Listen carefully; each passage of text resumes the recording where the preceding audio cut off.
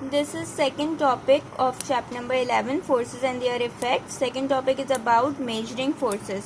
हमें forces क्यों measure करने पड़ते हैं? हमें forces इसलिए measure करने पड़ते हैं क्योंकि कुछ forces ऐसे होते हैं जो बहुत weak होते हैं, while some forces are strong. कुछ forces ऐसे होते हैं जो strong होते हैं. तो अब वो weak force है या strong force है, इसको पता लगाने के लिए हमें definitely उसको measure करना होता है. तो force को measure करने के लिए जो है हम जो साइज़ होता है फोर्स का, कि फोर्स कितना बड़ा है कितना छोटा है, उसको हम किस में मेजर करते हैं? हम उसके लिए जो यूनिट यूज़ करते हैं उसको हम न्यूटन कहते हैं. जो स्टैंडर्ड यूनिट है फोर्स को मेजर करने का, वो क्या है? वो न्यूटन है. अच्छा, फोर्स की दोनों चीज़ होती हैं, उसका साइज़ भी होता है, उसकी डायरेक्शन भी होती है कि वो किस डायरेक्शन में अप्लाई किया गया है फोर्स, या किस डायरेक्शन में फोर्स एक्ट कर रहा है. और ये कि फ़ोर्स का साइज़ कितना है. जो फोर्स का साइज़ है वो हम किसके थ्रू मेजर करते हैं? वो हम मेजर करते हैं with the help of a spring balance और फोर्स मीटर. फोर्स मीटर या स्प्रिंग बैलेंस के थ्रू हम फोर्स को मेजर करते हैं. अच्छा, स्प्रिंग बैलेंस जो है ये यहाँ पे आपकी बुक में पेज नंबर 228 पे भी गिवन है. इसमें ये देखें, ये जो है ये आपका स्प्रिंग बैलेंस है. उसमें ये ऑब्जेक्ट है जो कि आपने एक हुक में लगाया, और इस हुक के ऊपर जो है क्या है, यहाँ पे एक स्प्रिंग अटैच है. स्प्रिंग को इन्होंने यहाँ पे बड़ा करके दिखाया हुआ है. इसमें क्या होता है, जब आप कोई हैवी चीज़ इसमें और कोई हैवी ऑब्जेक्ट जब आप हुक में लगाएंगे तो उसकी वजह से क्या होगा, ये स्प्रिंग नीचे की तरफ पुल होगा. जब ये नीचे पुल होगा तो यहाँ पे रीडिंग आ रही होगी, और जहाँ यहाँ पे जो पॉइंटर रीडिंग शो कर रहा होगा वो इसका फोर्स बता रहा होगा, कितने फोर्स से जो है ये पुल हो रहा है. ठीक है. इसी तरह से एक ये भी स्प्रिंग बैलेंस है, लेकिन इसमें क्या है, आप जब ऑब्जेक्ट को इस जगह रखेंगे तो उसकी वजह से कंप्रेस होगा. यहाँ पे जो है आपका स्प्रिंग लगा हुआ है जो कि ये कंप्रेस हो रहा है, यानी कि ये पुश हो रहा है. यहाँ पे स्ट्रेच हो रहा था स्प्रिंग हमारा, यहाँ पे क्या हो रहा है, यहाँ पे पुश हो रहा है. सॉरी मैं आपको दिखा नहीं सकी, दोबारा दिखा देती हूँ. देखें, ये जो है आपका यहाँ पे ये आपका दूसरी तरह का स्प्रिंग बैलेंस है. इसमें क्या हो रहा है, यहाँ पे आप ऑब्जेक्ट को रखेंगे. जब आप यहाँ ऑब्जेक्ट को रखेंगे तो उसकी वजह से यहाँ पे एक स्प्रिंग लगा हुआ है जो कि इस तरह का स्प्रिंग है. और जब आप यहाँ पे ऑब्जेक्ट रखेंगे यानी उसका वेट होगा. जब वो वेट की वजह से ये स्प्रिंग जो है कंप्रेस होगा, यानी कि नीचे की तरफ आएगा, यानी ये क्या होगा, ये जो है पुश हो रहा होगा, और उसकी वजह से फिर यहाँ पे इसकी रीडिंग आ रही होगी कि ये कितने फोर्स, कितने न्यूटन से जो है ये जो है प्रेस हो रहा है, कंप्रेस हो रहा है, या कितना यहाँ पे फोर्स अप्लाई हो रहा है कि ये पुश कितने न्यूटन से हो रहा है. ठीक है. इससे जो है हम मेजर कर सकते हैं फोर्स को. अब फोर्स को हम जो है रिप्रेजेंट कर सकते हैं. Force can be represent by an arrow and its direction by an arrow head. अच्छा, फोर्स जो है हम किससे रिप्रेजेंट कर सकते हैं? With the help of an arrow, यानी हम फोर्स को एरो की मदद से रिप्रेजेंट कर सकते हैं. और एरो हेड, इसको हम एरो हेड कहते हैं. ये हमें बताएगा कि फोर्स की डायरेक्शन ये है, या फोर्स की डायरेक्शन ये है, या फोर्स की डायरेक्शन ऊपर की तरफ है या नीचे की तरफ है. अब हमारी बुक में एक एग्जांपल दी हुई है पैराग्लाइडिंग की. ये देखें, ये पैराग्लाइडिंग है. अब ये जब पैराग्लाइड करेगा तो कोई भी इंसान जब पैराग्लाइडिंग कर रहा है तो उसके ऊपर there are two forces acting on it.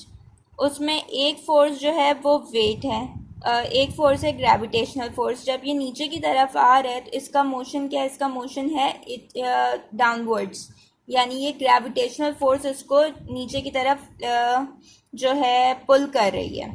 ठीक है. और इसी तरह से एक हमारे पास फोर्स होती है एयर रेजिस्टेंस, जो कि फ्रिक्शनल फोर्स है. फ्रिक्शनल फोर्स क्या होती है? वो फोर्स होती है जो मोशन के ऑपोजिट डायरेक्शन में हमेशा वर्क करती है.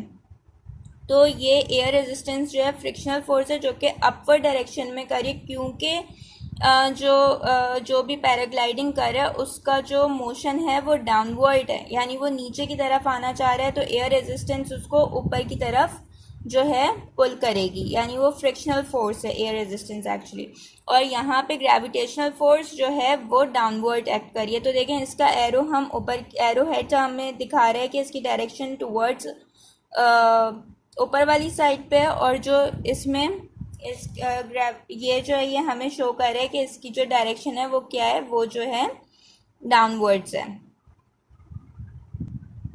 अच्छा, अब हम जो है फोर्सेस को किस तरह से मेजर करते हैं, किस तरह कैलकुलेट कर सकते हैं, इसके लिए अब हम ये एग्जांपल्स देखते हैं। They are on page number 230।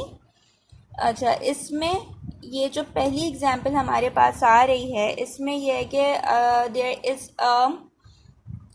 Is a man, या किसी को भी ले लें, कोई भी है जो कि उसको पुश कर रहा है। देयर इज़ अ बॉक्स, ये एक बॉक्स है येलो कलर का जो है, इसको जो है वो पुश कर रहा है with a force of 50 Newton. 50 Newton के फोर्स के साथ वो क्या कर रहा है, उसको पुश कर रहा है। और इसी तरह से एक और कोई है जो कि इसको with a force of 30 newton pull कर रहा है। पुश करने का मतलब धक्का देना, पुल करने का मतलब अपनी तरफ खींचना। तो जब यानी कि फोर्स क्या हो रहा है, एक ही डायरेक्शन में एक्ट कर रहा है। ये वाला जो है जो मैन ए है, लेट से मैन ए जो है वो क्या कर रहा है, वो 50 न्यूटन से पुश कर रहा है, और जो मैन बी है वो 30 न्यूटन से पुल कर रहा है। यानी एक ही बात हो गई, एक धक्का लगा रहा है और एक अपनी तरफ खींच रहा है। तो डायरेक्शन दोनों की सेम है। क्योंकि दोनों की डायरेक्शन सेम है, इसकी वजह से क्या हो रहा है, रिजल्टेंट फोर्स जो है वो एडअप हो जाएगा। क्यों? क्योंकि दोनों एक ही तरफ, एक ही डायरेक्शन में इसको मूव कर रहे हैं। तो resultant force will be 80 Newton's, यानी इन दोनों को हम ऐड कर लेंगे, वी गेट 80 न्यूटन्स। सही है। अब जो है हमारे पास दूसरी एग्जांपल है, उसमें हमारे पास ये है कि जो फोर्सेस हैं वो ऑपोजिट डायरेक्शंस में आ रहे हैं हमारे पास। ठीक है, तो जब फोर्सेस जो है ऑपोजिट डायरेक्शंस में आ रहे होते हैं तो रिजल्टेंट फोर्स क्या होता है, वो उन दोनों फोर्सेस का डिफरेंस होता है। और उसके अलावा जो ऑब्जेक्ट है वो किस डायरेक्शन में मूव करेगा, वो जो है लार्जर फोर्स वाली डायरेक्शन में मूव करेगा। अब जैसे यहाँ पे मैन ए जो है वो पुश कर रहा है विद 50 न्यूटन्स, ठीक है, with a force of 50 Newton. और जो मैन बी है वो यहाँ से पुश कर रहा है with a force of 30 Newton. तो लार्जर फोर्स कौन सा है, लार्जर फोर्स जो है वो 50 न्यूटन है, और जो स्मॉलर फोर्स है वो 30 न्यूटन है। तो 50 माइनस 30 हम करेंगे तो क्या हो जाएगा हमारे पास, 20 न्यूटन। रिजल्टेंट फोर्स क्योंकि डिफरेंस आएगा तो वो हमारे पास आ रहा है 20 न्यूटन। और क्योंकि जो फोर्स है उसकी डायरेक्शन किस साइड पे है, उसकी डायरेक्शन, जो लार्जर फोर्स है उसकी डायरेक्शन इस साइड पे है। तो इसका मतलब हमारा ऑब्जेक्ट इस साइड पे मूव करेगा, इस साइड पे नहीं करेगा, क्योंकि इसका जो जिस फोर्स के साथ जो ये जो है इसको पुश कर रहा है वो कम है, और जो जिस फोर्स के साथ ये वाला जो है पुश कर रहा है वो ज़्यादा है। इस वजह से ये इस वाली डायरेक्शन में, रिजल्टेंट फोर्स जो है इस वाली डायरेक्शन में ऑब्जेक्ट को मूव करेगा।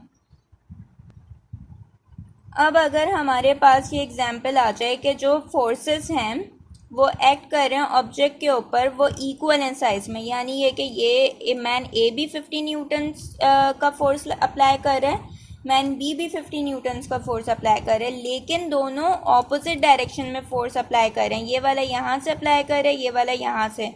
लेकिन क्योंकि ये दोनों एक ही साइज का फोर्स अप्लाई कर रहे हैं, इसकी वजह से ऑब्जेक्ट मूव ही नहीं कर पाएगा। यहाँ से ये 50 न्यूटन से पुश कर रहा है, ये यहाँ से 50 न्यूटन से पुश कर रहा है। इसकी वजह से ऑब्जेक्ट क्या रहेगा, it will remain stationery on its position, और वो मूव ही नहीं करेगा। तो रिजल्टेंट फोर्स विल बी 0।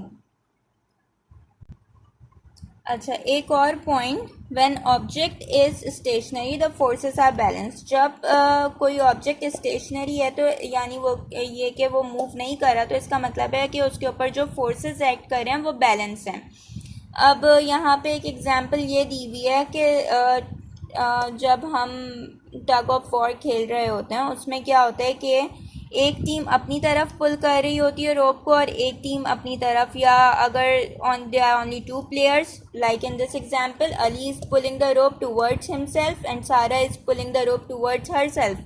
तो क्या हो रहा है कि ये यहाँ पे सेम फोर्स के साथ जो है पुल कर रहे हैं, और ये यहाँ पे सेम फोर्स के साथ पुल कर रही है। इसकी वजह से क्या हो गया कि फोर्सेस बैलेंस्ड हैं, और फोर्सेस बैलेंस्ड हो गए, और rope is in stationary position, और